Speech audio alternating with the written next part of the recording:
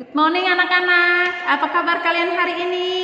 Pasti luar biasa ya, pasti lebih semangat belajarnya ya, lebih jaga kesehatan. Oke, Miss Maria senang bertemu kembali dengan kalian tapi melalui video. Kalau tidak hari ini kita memang untuk Zoom, tapi karena ada sesuatu hal Miss akan kasih video.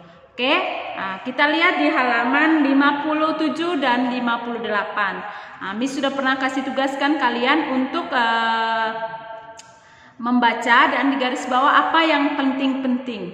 Oke, di sini Miss akan jelaskan secara singkat bagaimana penambangan belerang di Kawah Ijen. Belerang itu letaknya di antara Kabupaten Banyuwangi dan Bondowoso. Itu adanya di Jawa Timur, ya. Di sini para penambang ini mengambil belerang itu dengan berjalan kaki. Jalan kaki di jalan setapak. Jalan setapak itu jalan yang tidak mulus, jalan yang banyak batu-batuan, jalan yang banyak tanah. Dan perjalanan mereka itu sangat berbahaya, ya. Tapi karena untuk kebutuhan kehidupan mereka sehari-hari, para penambang ini berusaha untuk mengambil belerang, walaupun jaraknya yang sangat jauh, ya. Apa yang mereka dapatkan itu belerang. Belerang itu mereka ngambilnya dengan cara dipotong-potong menggunakan linggis, terus menjadi kecil sehingga mereka taruh di bakulnya. Bakulnya dipikul di belakang dan mereka jalan. Terus jalan sampai di rumah penduduk, mereka akan timbang. Timbang itu dapat hasilnya untuk kebutuhan kehidupan mereka sehari-hari, ya. Harganya itu 1 kilonya hanya Rp600, ya. Bayangkan ya, sudah jalannya berbahaya, terus jalannya jauh, licin, tapi harganya sekilo itu hanya Rp600. Tapi mereka mau untuk kebutuhan hidup mereka tetap berlangsung, mereka berusaha keras. Oke, ya itu adalah salah satu pelajaran buat kita, apalagi kita anak-anak dalam keadaan sekarang ini ya, di tengah pandemi ini. Apakah kita mau bersyukur dengan keadaan yang sudah Tuhan kasih, dengan apa yang sudah Tuhan kasih ke kita, atau kita mau bersungut-sungut ya? Di sini banyak hal yang kita pelajaran dari penambang ini. Mereka bersusah payah, walaupun yang sudah tua, tapi mereka mau berjalan supaya mereka bisa makan, bisa minum, ya, bisa hidup. Walaupun hanya 1 kilo hanya Rp600. Ini buat kita, apa yang kita dapatkan dari para penambang ini adalah dengan cara supaya kita belajar sungguh-sungguh, supaya yang kita belajar itu mendapatkan hasil yang memuaskan, ya. Supaya pertama kita bersyukur pada Tuhan, yang kedua kita tidak mengecewakan orang tua kita, yang ketiga apa yang kita cita-citakan itu bisa tercapai, ya. Jangan sampai kita menjadi pengangguran gitu. Kita sudah dikasih fasilitas oleh Tuhan melalui orang tua kita, sudah dikasih buku, pakaian, tapi kita malah nggak mau belajar dengan sungguh-sungguh, ya.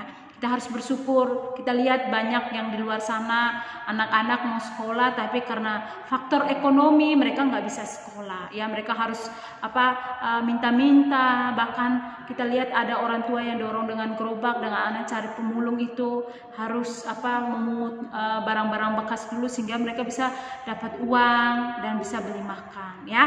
Oke, kita lihat, kita akan bahas sama-sama di Ayo Jawab halaman 58. Nanti kalian lihat videonya dan kalian tulis di buku PS-nya. Oke, nomor 1. Miss baca dulu pertanyaan dan kalian langsung jawab. Nomor 1, di mana letak Kawah Ijen? Ya, letaknya di antara Kabupaten Banyuwangi dan Kabupaten Bondowoso, Jawa Timur. Oke, itu adalah jawaban nomor 1.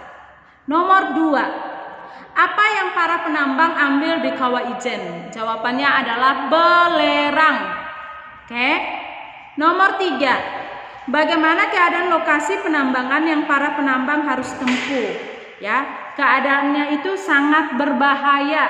Ya, jawabannya. Keadaannya itu sangat berbahaya. Oke. Nomor 4, bagaimana cara penambang bekerja? Bekerja itu dengan cara apa? Dengan cara memotong belerang menjadi lebih kecil, ya. Dengan cara memotong belerang menjadi lebih kecil dengan menggunakan linggis. Ya, itu jawaban nomor 4. Nomor 5, berapa penghasilan yang penambang dapatkan? Penghasilannya itu yaitu Rp600 per kilogram. Oke, sudah ya. Kalian bisa lihat videonya, kalau yang itu lihat video dan tulis di buku PS-nya. Nanti bisa akan tanya.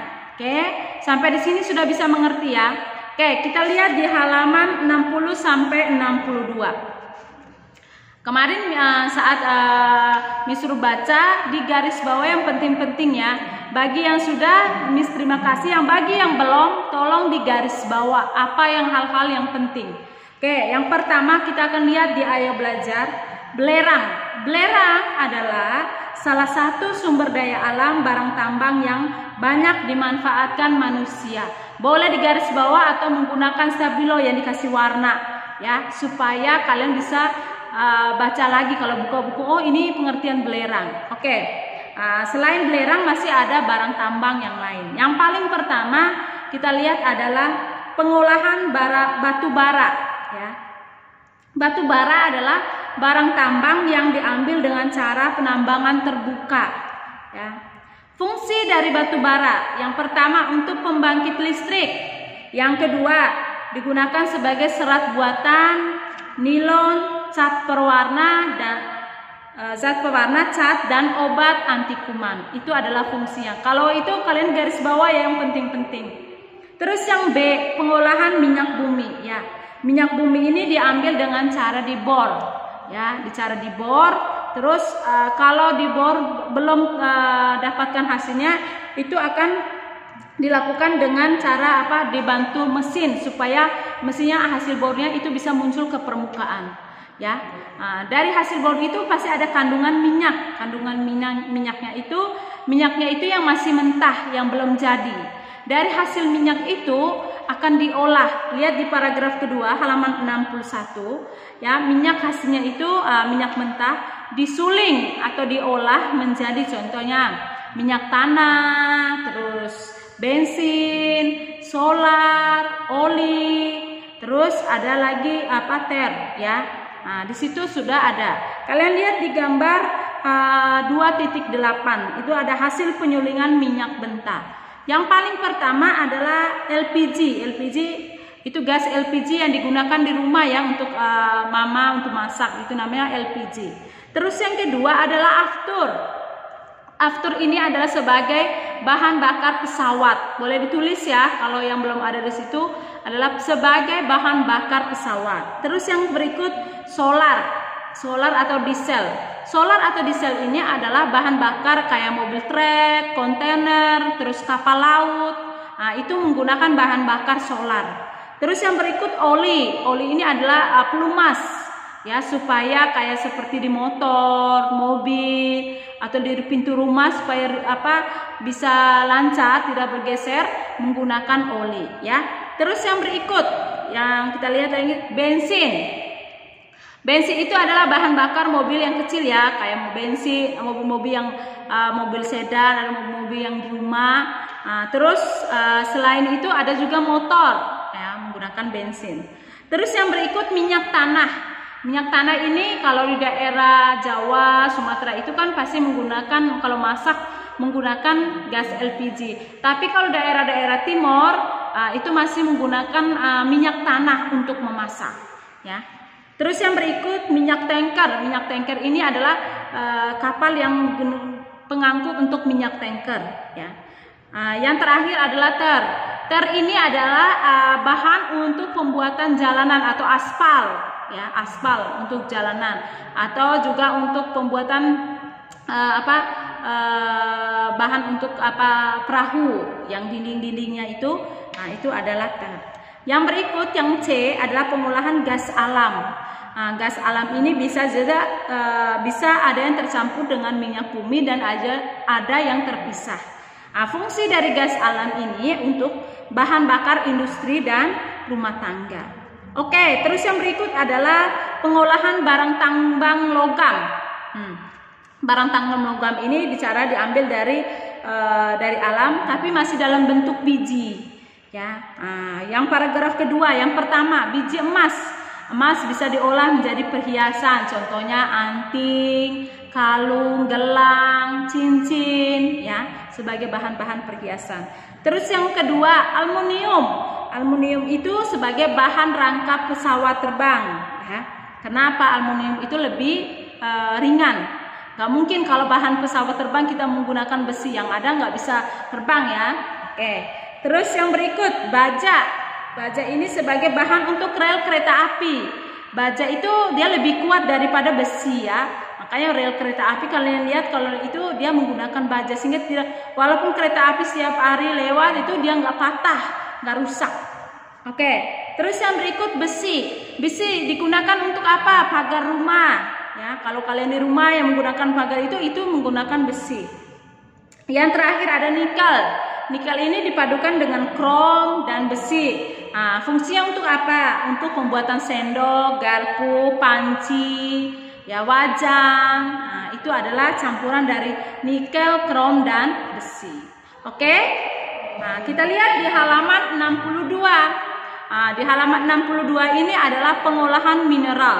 Nah, mineral ini biasanya diambil secara alami.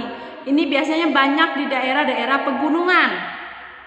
Nah, hasil dari mineral itu biasanya digunakan contohnya seperti tambang yodium, batu kapur, asbes, dan kalsit. Nah, terus apa?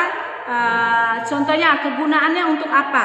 Yang pertama, belerang. Belerang itu kegunaannya untuk sebagai bahan pupuk. Terus yang kedua, bahan pupuk mesiu dan korek api, ya. Yang paling ujung korek api itu berarti dari belerang. Terus yang kedua, batu kapur. Batu kapur fungsinya untuk apa? Digunakan sebagai kapur tulis dan bahan bangunan. Ya, kapur tulis kalau sekarang kan di daerah kota atau mungkin zaman sekarang tidak menggunakan kapur tulis. Tapi kalau zaman dahulu Miss Maria masih menggunakan kapur tulis yang warna-warni, ada yang warna biru, warna kuning, warna pink, warna hijau, ya. Biar ditulis di papan tulis. Terus yang berikut, asbes. Asbes digunakan sebagai atap rumah. Nah, kalian bisa tanya di rumah kalian atapnya itu menggunakan asbes atau genteng, ya. Terus yang terakhir adalah yodium. Yodium itu peramu garam dan obat, ya. Kita tahu yodium itu penghilang penyakit gondok, ya, gondok yang besar di sini di leher. Oke.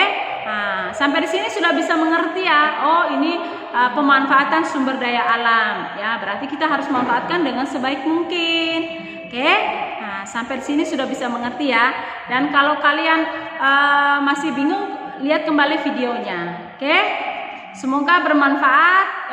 Tetap jaga kesehatan, tetap semangat belajar. Tuhan Yesus memberkati.